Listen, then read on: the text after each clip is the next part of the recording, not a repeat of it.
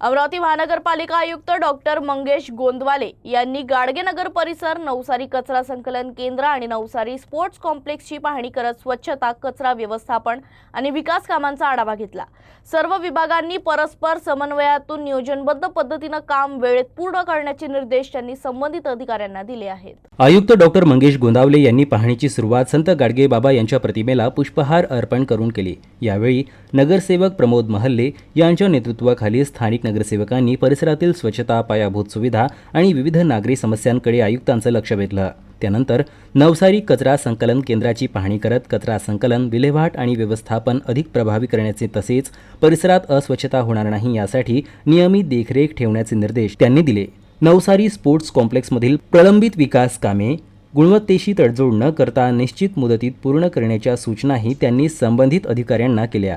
शहरातील स्वच्छता, कचरा व्यवस्थापन आणि सार्वजनिक सुविधांबाबत कोणताही हलगर्जीपणा खपवून घेतला जाणार नसल्याचं स्पष्ट करत अमरावती अधिक स्वच्छ, सुंदर आणि सुविधायुक्त करण्यासाठी सर्व विभागांनी समन्वयानं काम करण्याचे आवाहन आयुक्तांनी केलंय।